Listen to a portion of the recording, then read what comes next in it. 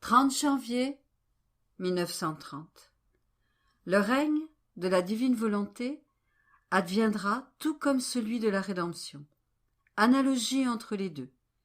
Jésus bondit de joie et de tristesse. Je pensais à la façon dont le règne de la divine volonté pouvait venir sur la terre, et de quelle manière pourrait se dérouler sa venue. Qui aura la chance de recevoir en premier un si grand bien?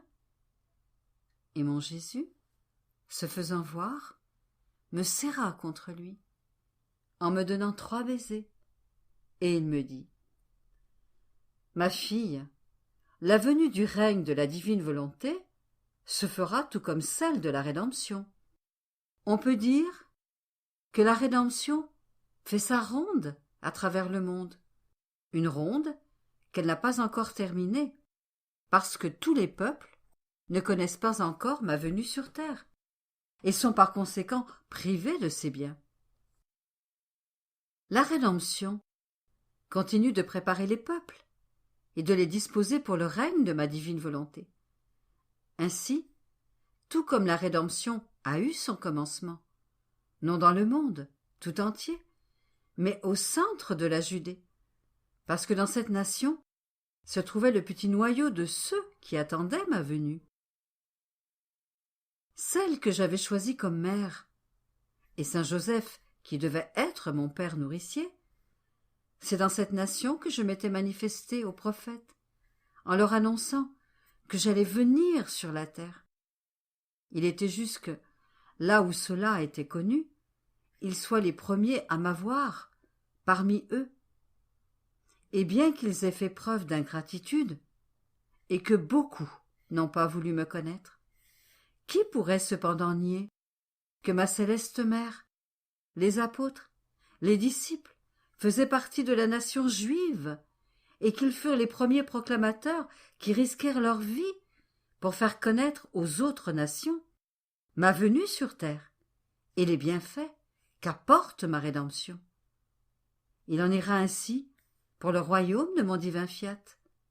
Les villes, les provinces, les royaumes, qui auront été les premiers à apprendre les connaissances sur ma divine volonté, et sa volonté exprimée de vouloir venir régner parmi les créatures, seront les premiers à recevoir les bienfaits que son règne apportera.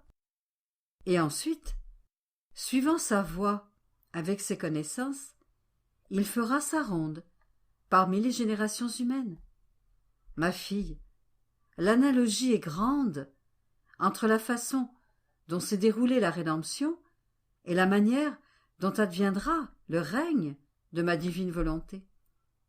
Ainsi, dans ma rédemption, j'ai choisi une vierge qui n'avait en apparence aucune importance, selon le monde qui la désignerait en raison de ses richesses, de la hauteur de sa dignité ou de ses positions. La ville de Nazareth elle-même était sans importance, et elle habitait une toute petite maison.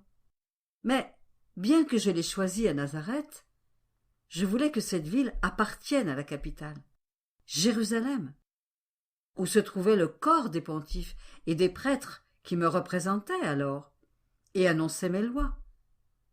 Pour le règne de ma divine volonté, j'ai choisi une autre vierge, qui en apparence n'a aucune importance pour ce qui est de ses richesses ou de la hauteur de sa dignité.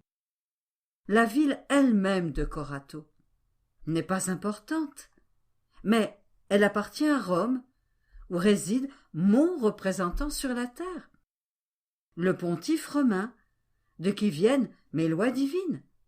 Et tout comme il se fait un devoir de faire connaître ma rédemption à tous les peuples, il se fera aussi un devoir de faire connaître le règne de ma divine volonté. On peut dire qu'ils procéderont de la même manière pour le royaume à venir de mon fiat suprême.